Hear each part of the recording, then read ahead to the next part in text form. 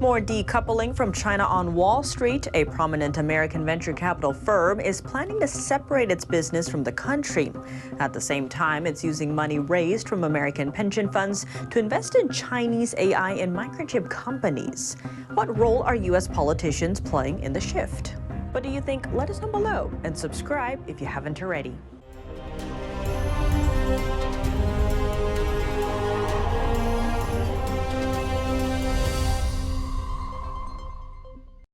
Welcome to China in Focus. I'm Tiffany Meyer. American venture capital firm GGV Capital is backing off from China. That's as political pressure mounts on American companies to limit investments in Chinese technology. Let's dive in. GGV Capital plans to split its business into two, with one half focused on Asia and the other on the United States. GGV's move follows a similar one by Sequoia Capital, which is splitting its business in China from operations in other Asian countries. Economic and geopolitical tensions in the area have created a harsh investment climate in the world's second-largest economy. The firm was put under review by a U.S. congressional committee this year over funding it sent to Chinese technology companies.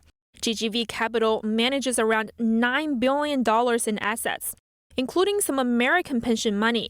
It invests that money globally, including in dozens of Chinese companies such as shopping giant Alibaba and TikTok's parent company ByteDance.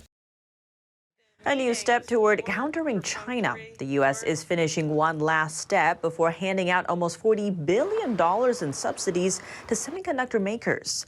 The money comes with one goal in mind: boosting microchip production on home turf. The final stretch is all about how the money should be spent. It comes with restrictions, aiming to block countries like China and Russia from getting their hands on U.S. government funding. And so we have to be absolutely vigilant that not a penny of this helps China to get ahead of us. Experts say control over the latest chip technology could mean the difference between winning and losing future wars. Well, really, semiconductors represent the single most fundamentally important product in the modern digital global economy. Semiconductors drive everything from our cars to our computers and phones to the entire panoply of weapon systems that drives a country's national security. That's why chips are at the heart of U.S.-China competition. The U.S. leads in chip design, but lacks the ability to make them on home soil.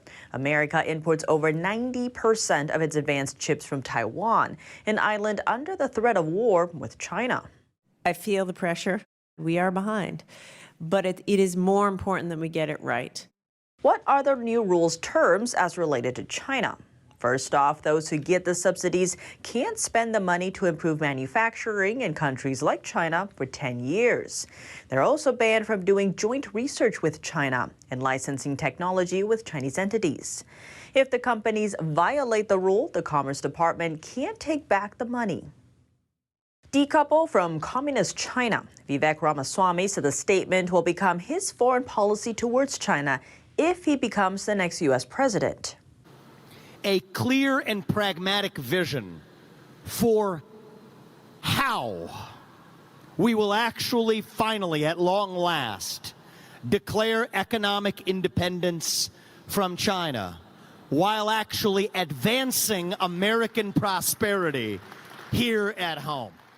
He made the remark Thursday in his home state of Ohio. In it, he expanded on 4 aspects of decoupling from China, including climate, semiconductor supply chains, the defense industry, and pharmaceutical manufacturing.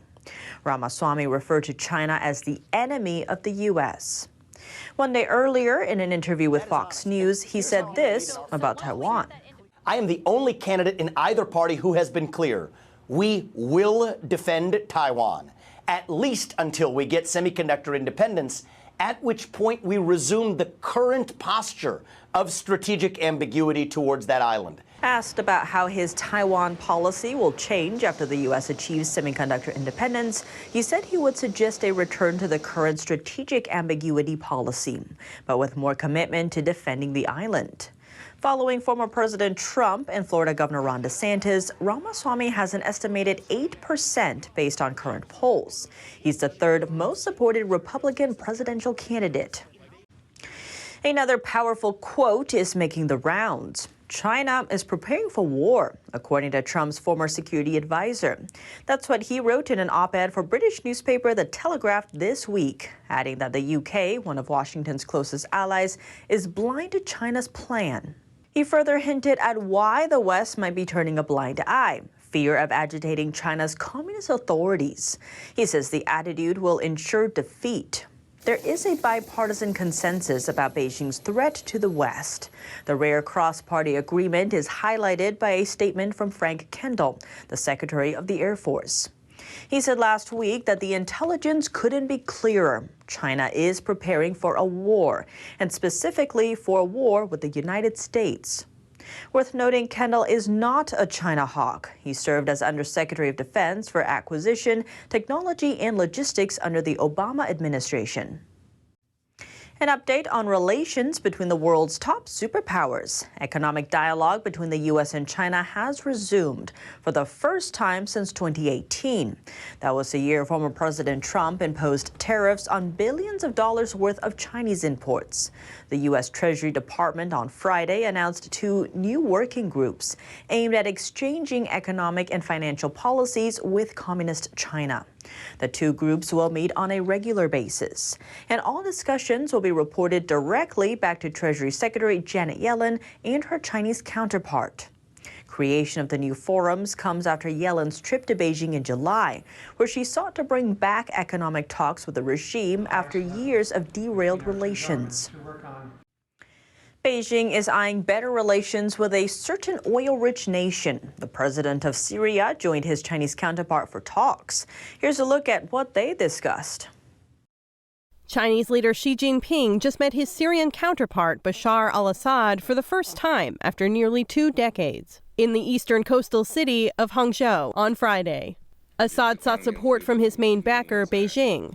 During the meetings, Xi agreed to help boost Syria's economy. China has been expanding its influence in West Asia, Iran, and Saudi Arabia as well. As for Syria, the country sits on rich oil and natural gas resources. What drove Assad to ask for Beijing's help? Since 2011, Western sanctions have left Syria diplomatically isolated. Back then, the U.S. accused the regime of clamping down on protesters and of using chemical weapons. Reports described many casualties and millions displaced. To oppose the human rights abuses, U.S. sanctions targeted Syria's government and its supporters, banning almost all exports and barring the nation from accessing U.S. technology. Now, Beijing is voicing plans for closer ties to Syria than ever before. Chinese leader Xi Jinping says the two will firmly support each other. An unusual move from a diplomat. The U.S. ambassador to Japan is accusing China of economic coercion. Rahm Emanuel also recently mocked the mysterious disappearance of Beijing's former defense minister, a remark that angered China. Here's what he said. And make no doubt about it,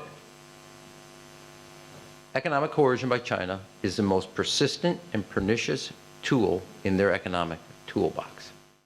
Emanuel said in his Friday speech that the coercion he mentioned was happening in countries like Japan, Australia, South Korea, and Lithuania. He posted what he described as an example of it on social media, sharing 4 pictures of Chinese fishing boats in waters near Japan. Japan began releasing radioactive water from its Fukushima nuclear plant into the ocean last month. It's a process deemed compliant with international nuclear safety standards. China strongly opposes the decision and imposed a ban on Chinese seafood imports over it.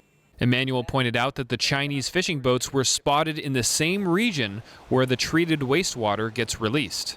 After his Friday's speech, Emanuel questioned the whereabouts of China's defense minister. 3.5 weeks later, you and I are all standing here,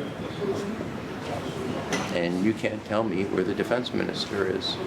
Previously, Emanuel had raised this question on social media and asked whether the minister was under house arrest.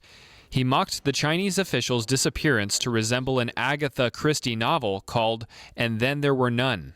China has urged the ambassador to stop supporting Japan's behavior, which it calls irresponsible. White House Indo-Pacific Coordinator Kurt Campbell described Emanuel as an effective U.S. representative serving with distinction. The Asian Games kicks off this weekend, but 3 Indian athletes won't be able to make it. India's foreign ministry says Beijing invalidated visas for the sports stars. The 3 martial artists are from a northeastern state of India. New Delhi says they were issued stapled visas instead of stamped ones, and India doesn't consider the stapled version valid. China ने जो कदम उठाया वो illegal है. The step taken by China is illegal and unethical. According to the Olympic Charter, no athlete can be discriminated and stopped from participating because of political reasons. The practice of issuing visas on loose sheets of paper has been seen as China's way of questioning India's sovereignty over their disputed border regions. The state in question sits near the border between China and India. Beijing says it's part of southern Tibet. New Delhi strongly maintains it has always been part of India. China also upped tensions earlier this year by giving Chinese names to 11 locations in the region.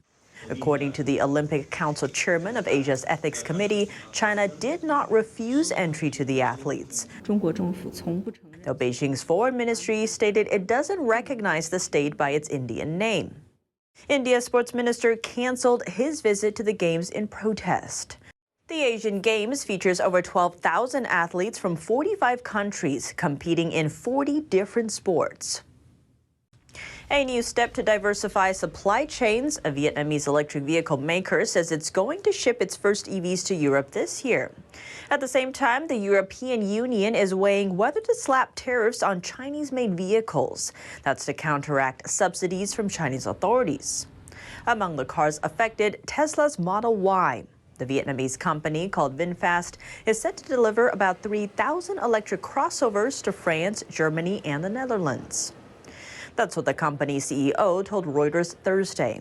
Despite the move, Chinese rivals still take a much bigger slice of the pie. In the first 7 months of this year, almost 70,000 EVs have been shipped from China to Europe. And in June, China unveiled tax breaks for tens of billions of dollars worth of EVs and other green cars. Foreign brands like Tesla, Renault, and BMW also reap the benefits. Beijing's incentives make cars more competitive and aim to boost sales. Chinese-made EVs and the China-made Tesla Model Y starts at about $50,000.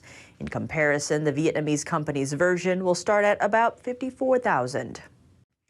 A German resident is appealing to politicians across the world to free his father. He was arrested in China for practicing Falun Gong, a spiritual discipline rooted in Buddhist traditions. Practitioners are still persecuted in China for their faith, and evidence shows they're targets for forced organ harvesting.